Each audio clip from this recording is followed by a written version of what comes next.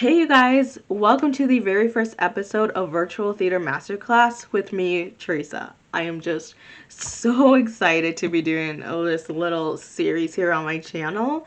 And the very first episode, which you are watching, is all about a crash course in theater. And I think it's really important that if we want to improve our skills and whatnot, we should probably also understand where theater kind of started and how it's kind of evolved. So let's get right into this. So theater actually didn't become in existence until the 5th century BC in Greece. And back then, people actually had stages in their basements and they would rent out their basements for performers to come in and have audiences come in as well. Which honestly sounds like a really good idea, but also not really because strangers in a basement. Just saying.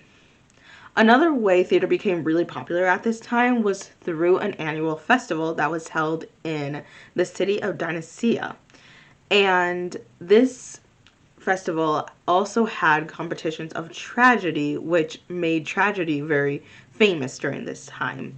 And this was all because of the ruler of Athens at the time.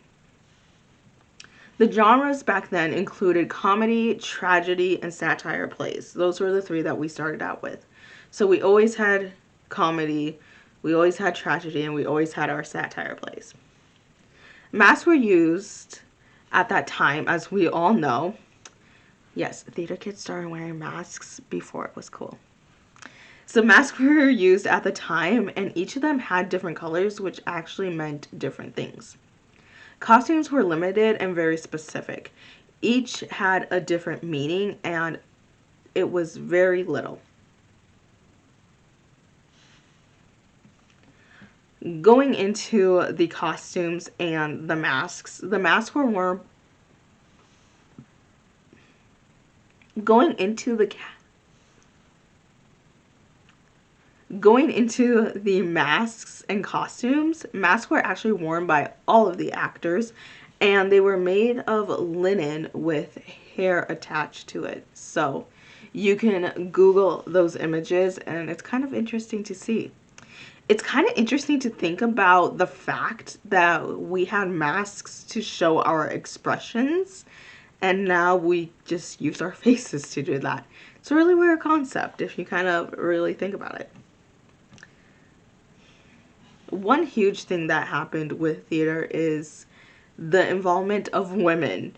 And so a few things happened in the evolution of theater, which was, starting out, white men were only allowed to do theater, and then we got colored people in, which happened in the 17th, 18th century, and then women came in.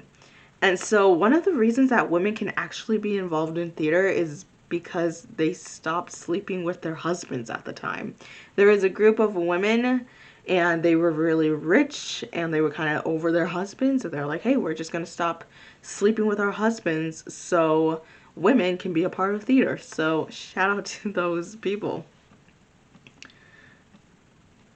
Another thing that happened in the evolution of theater was naturalism versus realism. So it all started out with realism, what felt realistic. And then it went to naturalism. And this is actually still a concept that we use today in theater. And oftentimes when you work on a scene, you kind of go back and forth internally of, okay, does this feel natural? Does this not? So it's something that's still used today. And that's kind of a quick little crash course into the history of theater. I hope that this was helpful. I hope you just learned something, and I will see you guys all later. Avita saying goodnight.